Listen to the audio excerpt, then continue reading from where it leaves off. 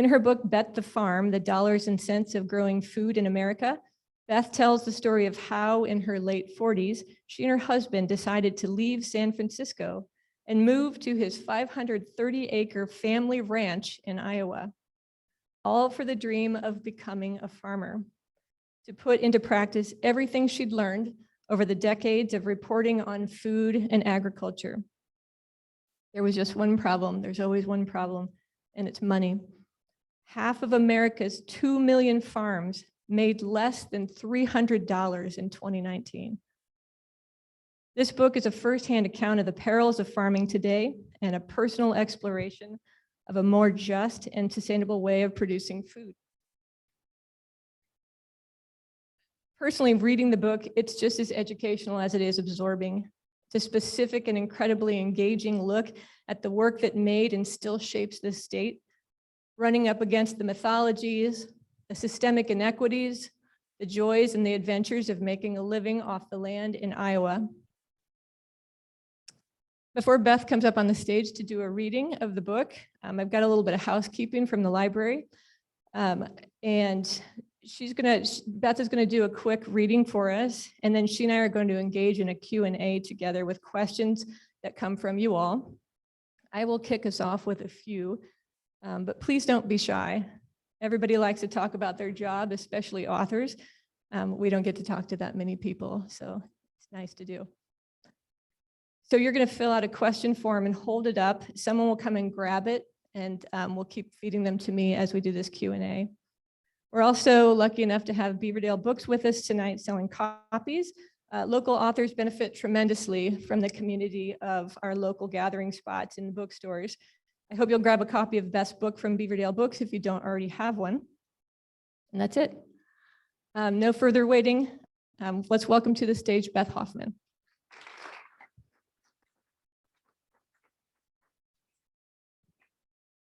Thank you. Is this working okay? Yeah. Hear me? All right. All right, so yeah, I was going to read a little bit just to give you kind of the flavor of what the book is like for those of you who have not read it. Just to kind of illustrate the idea that the book uses our story. So it is memoir, but it is also, I'm using our story sort of as a vehicle to talk about agriculture. But this was one of my favorite passages in the book, so why not read it? And I guess the background, so this is a little bit of an important lead-in, is that my husband, John, the phone rings. Can you come pick me up? The wheel just fell off the tractor. It was John on the phone, his words matter of fact, like as if he chipped a tooth or gotten a big splinter. But I could hear in his voice that the wheel falling off was not as simple as it might sound. No, the subtext was more like, hey, honey, we have yet another very expensive problem on our hands. So I'm going to skip a couple of pages here. Okay, so about a month after we had a conversation, so we were in the seed, the place where we were buying seeds. About a month later, John began the arduous seeding process, broadcasting the seed while the ground was still covered with snow. Miraculously, the oats did as they were supposed to do. Ecologically speaking, they germinated earlier than their weed enemies, their little green shoots bursting through the soil, growing faster than the grasses. By May, at the end of the oat plant's short life, the fields had turned golden brown as the oats dried. The guy who was to combine them for us was excited. The spring had been cool and wet, he said, ideal for growing oats. Maybe the neighbor was right. Maybe we could grow great oats in southern Iowa. But the cool and the wet had a downside too. The oats were not drying as fast as they needed to, and the grass, clover, and alfalfa were beginning to catch up, which would make harvesting the oats much more difficult. Then the wind came. A storm was fast approaching, clouds stretching to the ground like a black veil, traveling toward us from the not so far distance. We all stood on Andrea's porch, that's my sister-in-law, a very Iowan thing to do in a storm. As a wall of cold air enveloped us, the bushes in front of the house bending horizontally as if hit by a wave. Suddenly, the top of a 40-foot tall dead standing tree snapped and crashed to the ground not far away. My sister-in-law, a normally cool and calm Iowan, unfazed by extreme weather, hung her head out from the side of the porch to get a better view of the open fields to the north. Okay, let's get into the basement, she stated matter-of-factly, the first time in all my summers on the farm that anyone had ever gotten nervous about the possibility of a tornado. The five of us headed down. Even the dogs who never came into the house were carried down the stairs. The rain hit the windows as if someone had turned on a hose full force. The sound against the siding as if someone had turned up the volume to 11. Then, as quickly as the faucet had turned on, it switched off, and we all immediately went outside to see the damage. A few trees down, branches everywhere, but no tornado, no houses flattened. That night, the men did what men do and talked about how they never thought the storm was that big of a deal, how they had all seen so much worse in their lives, how they couldn't believe we had actually gone into the basement like a parade of weenies. But the oats had not fared so well. Many of the plants were now lying flat. Days passed as we waited for the ground to dry out again, the other grasses getting taller every hour. Suddenly, we were faced with the question of whether we should bother to harvest them at all. The combine guy tested a patch a few days later. Everyone's bubble now burst by the actual low yield of 25 bushels per acre, which barely filled the back of the grain truck. I climbed up the steep ladder into the bin and collected a baggie full of the oats, the strong smell like fresh bread, but greener. The closest grain elevator was about 10 miles away, a collection of metal silos and a red building with a truck scale outside for weighing the corn and soybean loads usually hauled to the facility by the semi.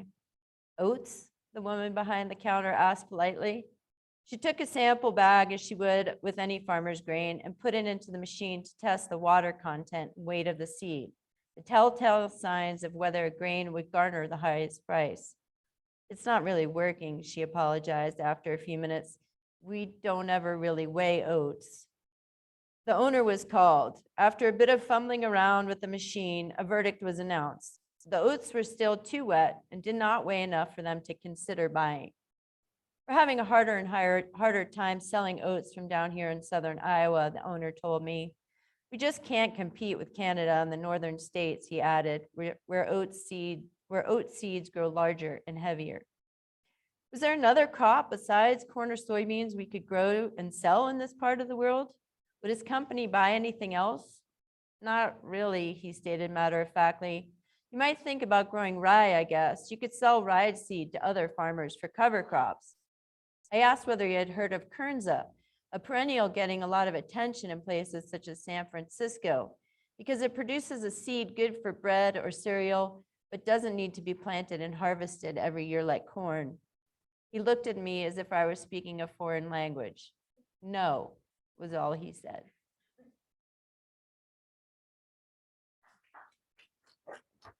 Here's your book.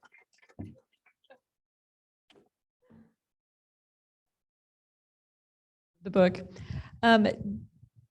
How's it going? Was it fun writing that book? Is it living its long life now out in the world? Definitely out in the world. Writing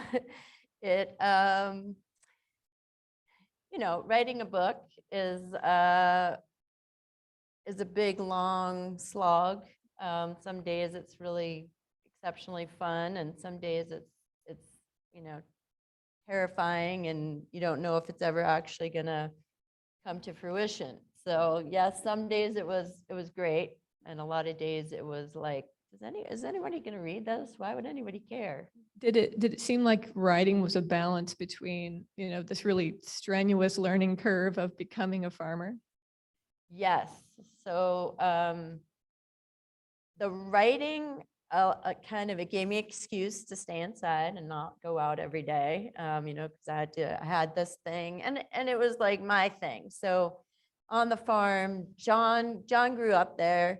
They raise conventional corn and soybeans and cattle. It's down south central, so it's real rolling hills. It's not great, just corn and soybean area.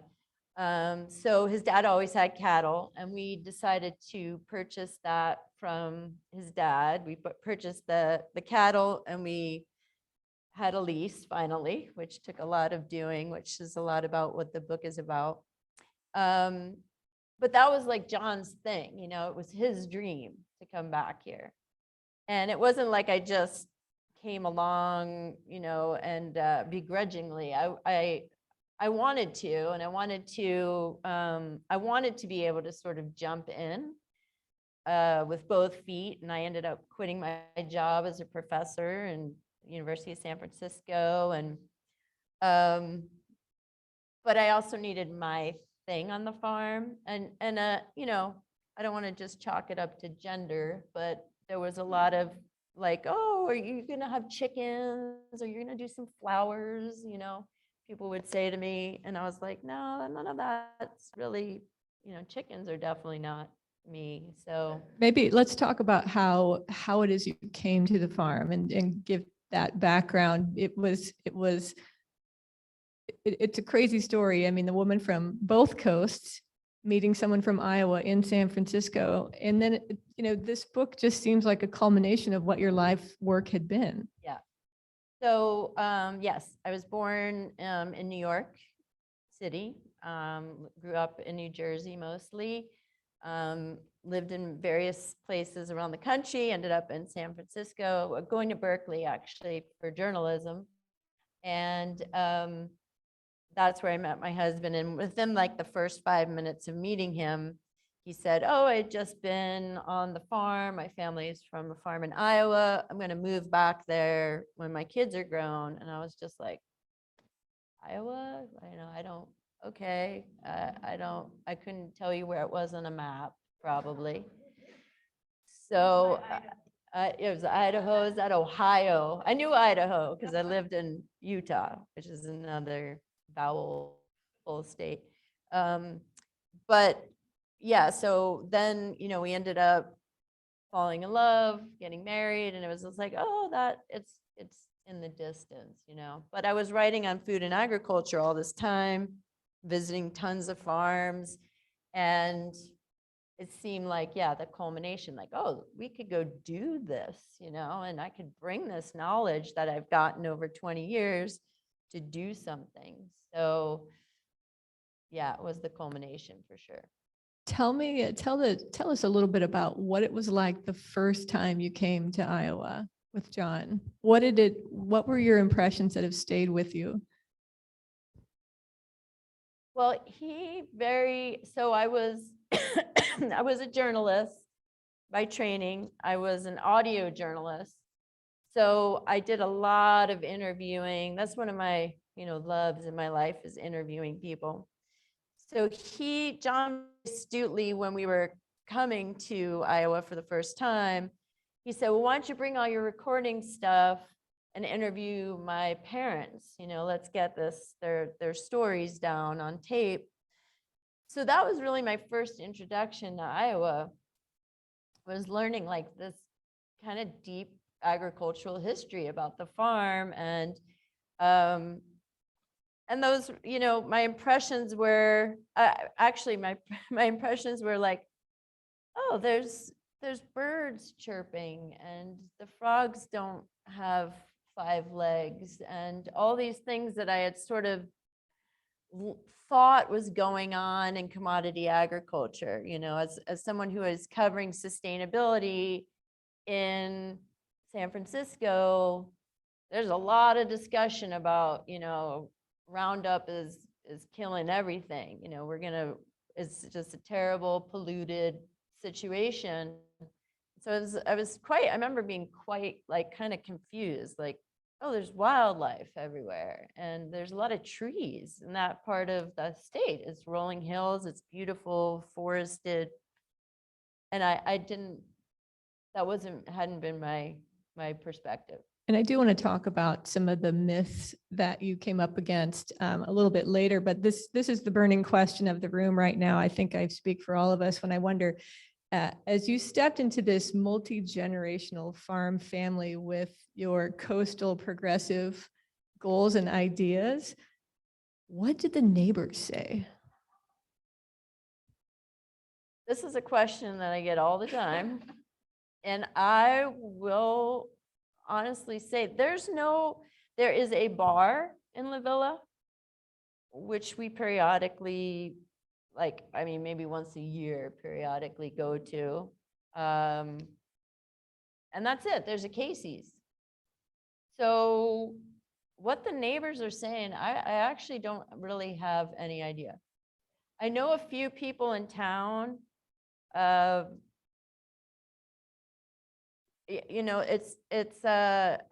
there's not like, I'm sure there's a rumor mill. I'm not sure that any of the people we know are really part of that either. So I don't know. Somebody here in the audience wants to specifically know what the USDA staff thought. Well, there's an entire chapter about this where we walked into the USDA the first time. This is well before we moved here. And we said, we're looking for information about organics, what we can grow, like any kind of, resources, help. And it was like, that deer in the headlights, like organics. And they literally, their answer was, I think there's a guy in the next county who grows organics. You should probably talk to him. Yeah, and there was many times where we'd have this conversation where they'd be like, oh, there's not any programs for organics. It's just, it's just agriculture generally. Like, we can help you with, conservation stuff, which wasn't true. Yeah, so it's been a learning curve, although I will say also at the NRCS, we are now, this is our 4th year farming. We're now, I think, on our 5th head of the NRCS for our county. There's massive turnover like everywhere else. There's just nobody to take those jobs, and they're crazy overworked. I mean, it's like, I think it's something that we really have to think about farm bill and policy wise. Like, yes, we can kind of invent all of these great programs in Washington. It takes a few years to even get to the county level, but who's administering? I mean, there's really not the resources. So that's a place where policy needs to actually focus on how do we get humans, through that and through extension to deliver information to people all over the state. It's about the book that I thought was fascinating and super helpful, that you didn't just sort of leave the issues that you saw out there. You sort of outlined ways to address it, or first thoughts, here's some ideas that we might have to rectify living it ourselves. When you were writing the book, was that intentional, that you didn't want to just report the story, you also wanted to add some next steps, or how did that work when you were putting together the structure for the book? I think now, these days we're trained as reporters that you need to present solutions a bit, which I'm not sure if I agree with that entirely. Like, our job is really to present the information and say, okay, here's the information, people go learn more about it, get interested. But there's too many issues to know anything about to really be able to understand. But yeah, I really wanted to, I mean, the second half, it was first pitch where the second half was going to be solutions. And then I kind of got to the second half and I was like, there's not really great solutions in agriculture. And I really didn't want to do what a lot of books do, which is like, oh, here's a farm that does this interesting thing, kind of implying like, we all should do that, or, you know, just have like a series of vignettes about, here's a farm that does this, here's a farm that does that. But that's not really like thinking about systemic problems and how we might unravel the quagmire we've gotten ourselves into. So yeah, I really wanted to approach it. And the second half became like, how do we switch our thinking about it? How do we approach these problems in ways that maybe we're not even thinking about? When we talk about how do we think about farming, it makes me think of, you know, something we were talking about in the hall. How have farmers who have been doing this a long time received your book? And what have they talked to you about after reading it? You know, aside from a few Amazon reviews, which I try to stay away from, and those Amazon reviews are generally like, the negative comments have been like, why is a book about farming talking about race? People want to, which I do talk a lot about race in the book. You know, why does she keep talking about white people? So anyway, I can't do anything about that. But pretty uniformly, people have just said, like, you've represented what I experienced spot on, you know. So I think, like, you know, we're in a position right now that's both kind of horrific with everything going on in the world and a great opportunity for things to change. Because, you know, farmers, the price of corn and soybeans real high right now at this moment, this day. But we've come off of a decade of terrible prices where people are not even covering the cost of production. Cattle ranchers are in the same situation where they're not even able to pay for their cattle. The climate is now changing. You've got just, I don't think that there's many people who are just sitting tight and like, this is the way things are going to be, you know. I think everybody's sort of like, what's that guy doing over there? You know, what's happening? What else, what other choices might I have for what I can be doing? And the more that we present opportunities, not just like, don't do this, don't do that, you know, or here's a payment to do this little other thing, but like real opportunities, like why I'm on the board of the Iowa Food Co-op. We need to have opportunities where farmers say, oh, if I grew carrots, I could do X, Y, Z for the land that's better than my corn, and I have a place I can actually sell it. One of the things that I think was really really strong about the book is the way you brought together systemic racism, all of the stories that brought us to where we are. You know, racism, we are, you know, this sort of inherited lands, it's not leaving room for anyone else, or land that has maybe was owned, you use Buxton as an example, in the area around where, you know, farmers, people of color did own land and they were farming, but were forced out sooner than the white occupants of the land. Maybe they didn't get the same grace period at the bank, things like this. You talk about indigenous people, and it's one of the things that you're brainstorming about at the end, which I want to talk about in a little bit, that is just delightful and enlightening as well. But I agree with you. It seems like there's so many systems under question now. Writers are questioning systems. Even people within them are saying this doesn't seem to be working. And writing about opportunity within that is one of the beautiful strengths of the book. So let's talk about some of those mythologies that you encountered. When you came to the farm, talk about some of the myths that, you know, you had sort of built up in your own mind from 25 years reporting on sustainable agriculture, as well as some of the myths that existed here in Iowa when you arrived that you thought, you know, I don't think they even know that this, or they're probably suspicious of this myth themselves by this time. Yeah, so I structured it like throughout the book is these two predominant myths that are very active in agriculture in all different ways. One is the bigger is better myth, which which Iowans are very familiar with corn and soybean. where that mythology says, basically, this is a game, a volume game. So if you just get to a certain level where you have enough land and you're producing enough, then you're going to get to the profits. You're going to actually, you're going to get big enough to be successful in farming. And that was a lot around, right, the farm crisis.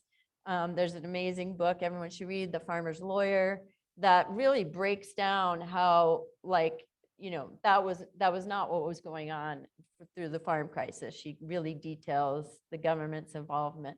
But the mythology of scale, economies of scale, it works, like all mythologies, there's some truth to it, right? If I have to buy a combine, which you can spend $500,000 on a combine, that's not an extraordinary amount of money for a combine these days.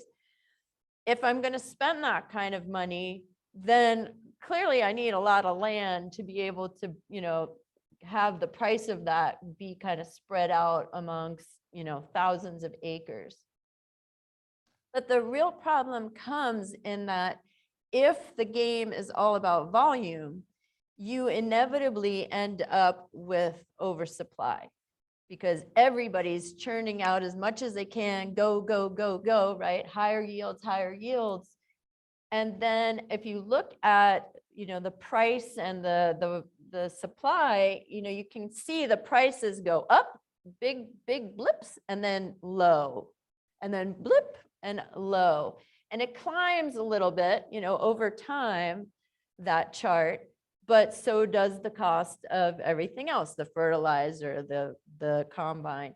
So there's a mythology there that, if we're going to create this volume game, the myth breaks down in the fact that then you are making oversupply and the prices then drop and you have to continuously find new markets. So that's where we are again in this state. We're going to have ethanol. We're going to have ethanol at higher amounts because we have to do that. 50% of the corn crop goes to ethanol now. If we don't have higher and higher amounts of ethanol in our gas, there's not another market. There's nowhere else that corn is really going at this point.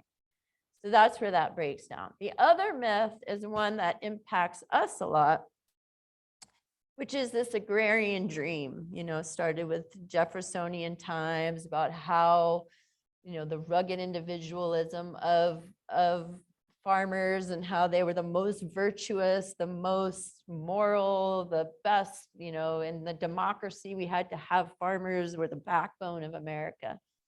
And what this myth has kind of evolved in the sustainable agriculture, defined broadly, the sustainable agriculture world, is that we also are, well, for all farmers, this is, feeding the world, right? We've got to feed people. In the sustainable food world, it's like we've got to nourish our communities. We've got to make healthy food available for our communities.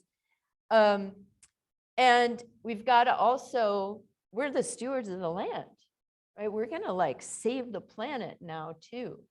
And these are huge weights. I can't think of another profession that has that kind of weight on its back where we have to feed everyone nutritious food and save the planet now. And that kind of focus, that mythology puts a lot of farmers into a system where they are working themselves out of farming, basically, because it's not a sustainable thing. And I was shocked at just the razor thin profits that were happening that you report on in the book at the same time. It's tremendous responsibility, very little pay. Right. I mean, that's all that psychological effect you write about really well in the book. Thank you. Yeah, there's a study where they looked at community supported agriculture. So CSA, it's a system where people pay in advance. And the system evolved so that the community was kind of helping the farm. So you would subscribe pay up front for your produce, and then expect to get whatever was happening on the farm. That's what you would get in your box. But what's happened over time is that in order to compete with, Blue Apron or whatever kinds of things are coming to people's doors, the farmers start putting more food in there and getting food from other farms, because we don't have, our tomatoes actually had, whatever, we had hail and we didn't have any tomatoes, but everybody wants tomatoes. So we're just going to get these tomatoes from another farm and put them in the box. And so, yeah, because that responsibility to provide healthy, fresh food to everyone is there, the profits, then they are eating away at their own profits. And it becomes an unsustainable. I've heard many farmers, many young farmers say, like, I don't know how long I can do this. You're just working yourself all the time for no money and no, having no health insurance. It's not a sustainable thing. So that's a good segue to this next question. Should I give up city life and move to a farm? It's complicated, right? Like everything. So I hadn't known as a city girl. I loved like walking San Francisco, just walking hills, walking from neighborhood to neighborhood. Manhattan, do the same all day long, right? I hadn't known how quiet was something I needed, like deep in my soul. Like the sound of being in a rural community, in a rural, like out on a gravel road where few cars pass. That is transformative, in a different way. But it's something that increasingly you can't afford to do unless you're coming from the city with money in your pocket. And there's a chapter in here about off-farm jobs, and we're, something like 90% of farms have an off-farm income. But what I hadn't understood is how much that off-farm income is not just like so that the family, it's taking care of the family needs and paying for the groceries and whatever. It's actually paying for the farm. So that was a surprising thing to think that the wife typically is in town working a job so they can have health insurance, but that the family income then is gauged at that level of her income. And that's where you're then loaned money for the farm to buy the combine or whatever. So the job and that sort of loop about needing rural economies that function so that the farm can then keep producing something is very linked. I had not understood it in that way. So should you live there, you can come visit and see what you think. Question from the audience: how have patented hybrid seeds and GMOs changed how small farmers must operate? Can you say that again? Patented seeds? How have patented or hybrid seeds and GMOs changed how small farmers must operate?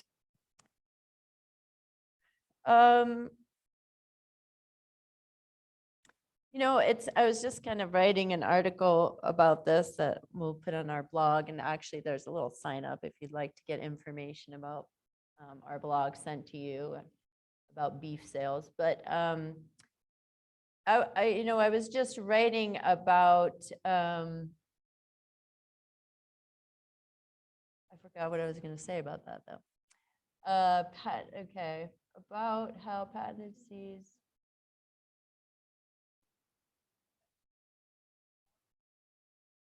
Well, I think that, everybody is using them now. And so, this is what I was going to say, that, when I look out, like an average farm in Iowa is 350 or so acres. it's not, that's not huge in Iowa terms. It's huge in vegetable terms. Like you couldn't have 350 acres of carrots very easily. But it's, when I look out across the road at my neighbors, and he probably has that kind of land, like maybe 500 acres. When I look out and there's perfectly straight rows of perfectly, every corn plant is the same, and it's all got an ear of corn on it. And it's, even though it's been really dry, it's doing quite well.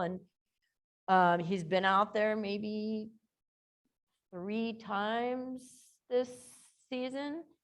And, when I look at that and I think about what we're doing, which is moving cattle every day, moving goats, garden without any chemical use, selling those products, all of it, vegetables, beef, how much time that takes, finding all of those different people to buy it, marketing, blah, blah, blah, blah, blah.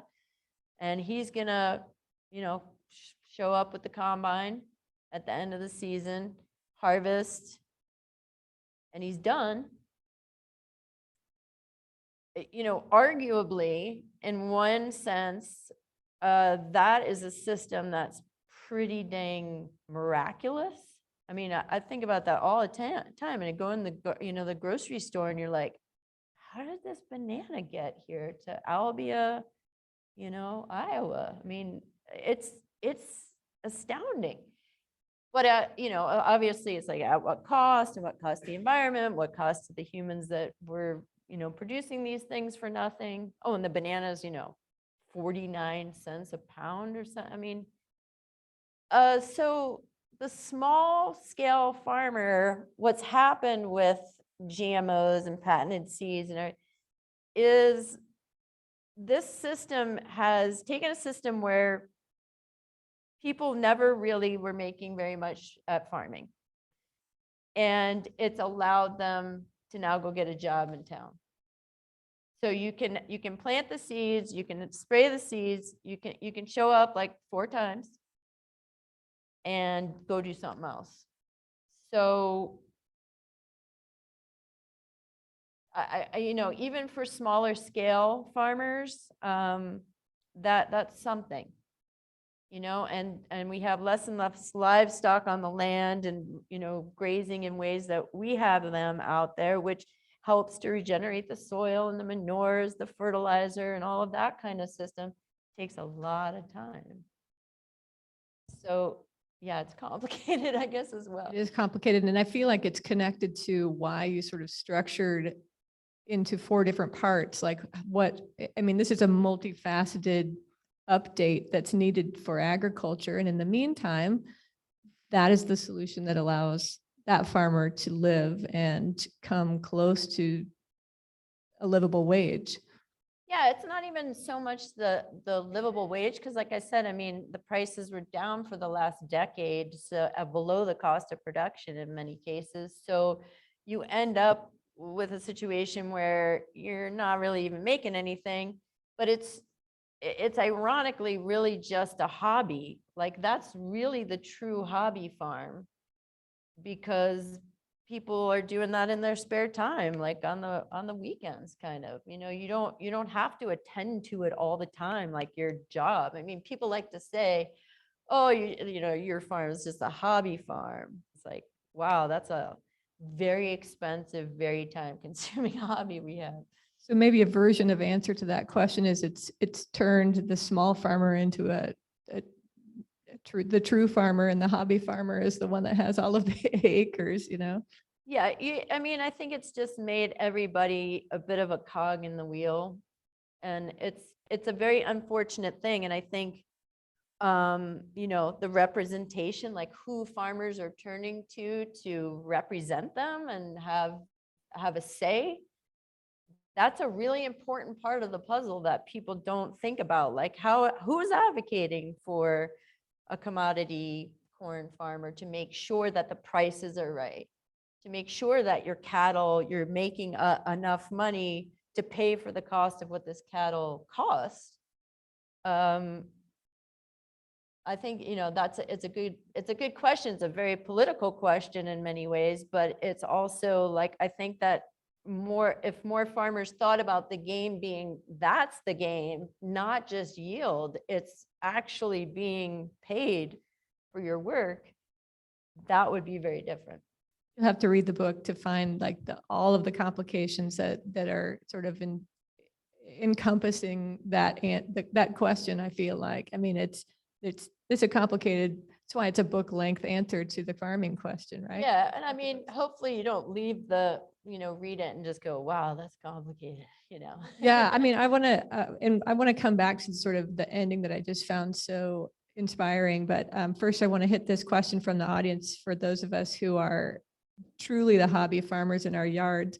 So what are you raising this season? Is it any different from how the book started? You're 4 years in now to farming. And how does the crop look right now? So we got rid of all of the corn and bean. We from the beginning didn't do any of that.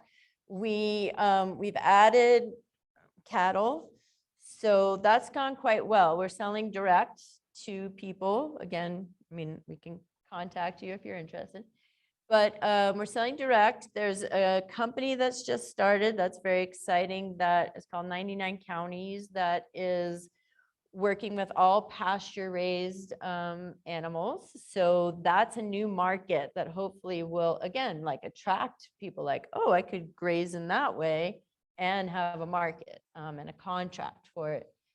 But we've also, I mean, John's gotten really excited about goats. We have goats. We call them our herd of locusts. They just kind of like clear out the honeysuckle, the multiflora rose, all that invasive garbage that's taking up our forest areas.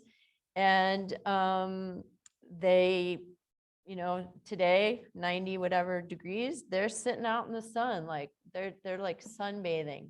And there's a bucket of water for the 30 whatever, 6 of them there are right now. It's like 1 bucket of water. So they feel like as the climate is changing, like that's maybe a really great way to go. And our garden, we have like a really good grasp on that this year. I mean, like we're using the Ruth Stout method. Who knows Ruth Stout? Anybody? Everybody should go get her book. She's dead, but she was a hoot. Like her book, her gardening book is barely about gardening. Her name is Ruth Stout.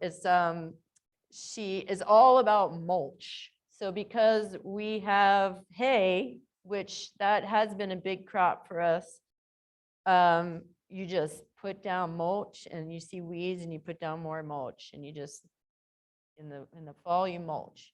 And that's basically it. So we have something like 55 tomato plants out there.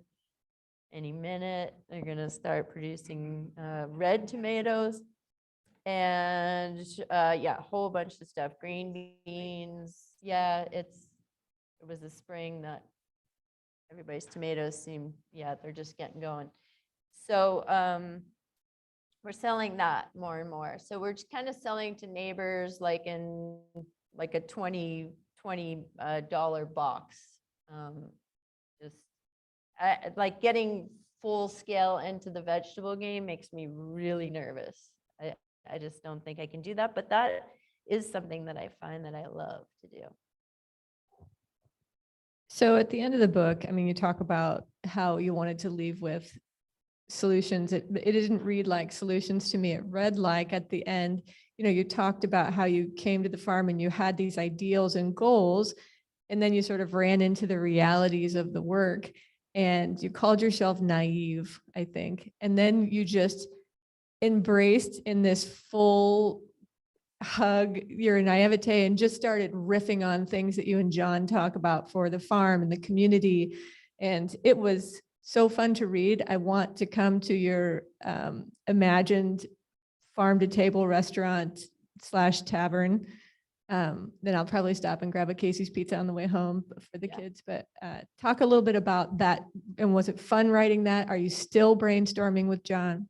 Yes. So turned out my mother, who's, she drinks coffee, like she's that kind of a city person, right?